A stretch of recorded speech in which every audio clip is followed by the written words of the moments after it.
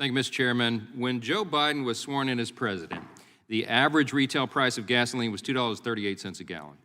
On Monday, according to AAA, it was $4.48. Many parts of the country have seen much higher prices, and this is not an accident. These are policy choices that led us here. Nor is it primarily due to Russia's war on Ukraine, as President Biden would like everybody to believe, because gas prices had already risen 48% since he took office. The rise in prices is the direct result of this administration's assault on the oil and gas industry. On his first day in office, he canceled the Keystone XL pipeline. That was expected to bring more than 800,000 barrels of oil from Canada to the U.S. every single day. Not even a week later, President Biden signed his executive order to put a moratorium on oil and gas leasing on federal lands. And just last week, the administration canceled 3 lease sales in the Gulf of Mexico and Alaska. Why? Because they're pursuing a radical environmental agenda for the Green New Deal. It's destroying our economy. It's killing American consumers, and they seem not to care. Ms. Onwuka, it seems to me that the Biden administration spends a lot of time blaming oil companies for prices, but isn't that a little bit hypocritical since they want to make it harder to produce fossil fuels? Well, absolutely. I think what we're seeing is a war on energy right now, particularly fossil fuels. Let me read you an interesting quote from someone. I meant to get to it earlier and I couldn't find it. But this person said, this gentleman actually, Paul Lemire, the price of home heating oil under Trump was about $2.25 per gallon. Under Biden now I have to pay $5.09 per gallon. To fill up my gas tank with Trump and his energy independence policies, I was paying $2 per gallon. Under Biden, I spend $4.45 per gallon. This is insane and has to stop.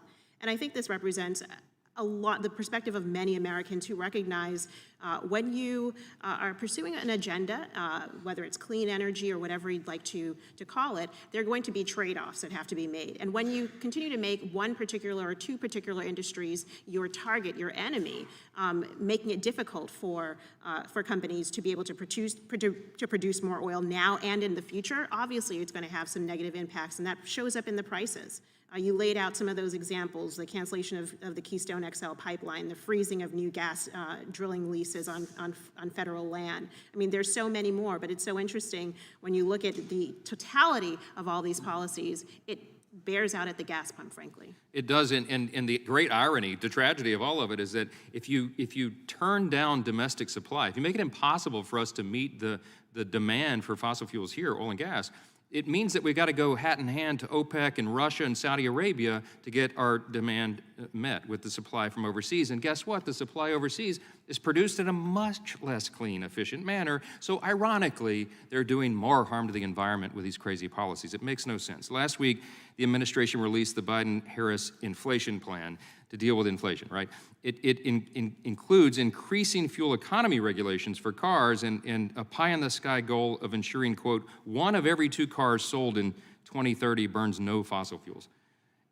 It's odd to me that our president and vice president really think that imposing more regulations on our auto industry is actually going to somehow lower the cost. What's your reaction to this plan? How ridiculous is this? Does it look, is it as ridiculous as it looks on its face? I think it is. I mean, I think when I'm reading through the plan, I didn't see anything that's not any policies that are going to actually reduce costs today or in the future, frankly. And you know, whether you're talking about energy policies or some of the other things that are included, as well as some of the ideas, including Build Back Better, that we've heard today, are supposed to be anti-inflationary. Well, they're the definition of inflationary when we consider what the American Rescue Plan did in adding points to the inflation rate right now. So I don't see that the inflation policy that the White House has put out is going to make anything better. I think it's going to make things worse. This so-called anti-inflation plan also mentions fuel economy regulations for trucks. Yeah. So imposing new requirements on the trucking industry seems to be a drag on our economy, given the important role that truckers play in the supply chain. So do you think we should be fighting rising prices by making it harder for trucks to deliver the goods that we use every day?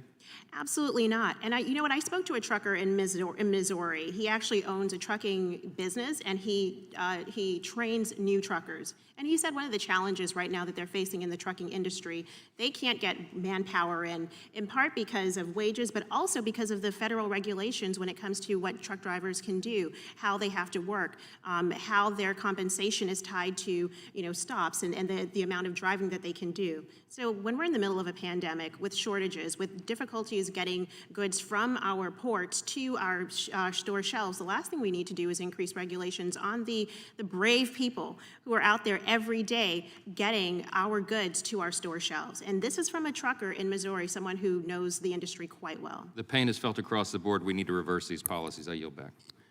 The gentleman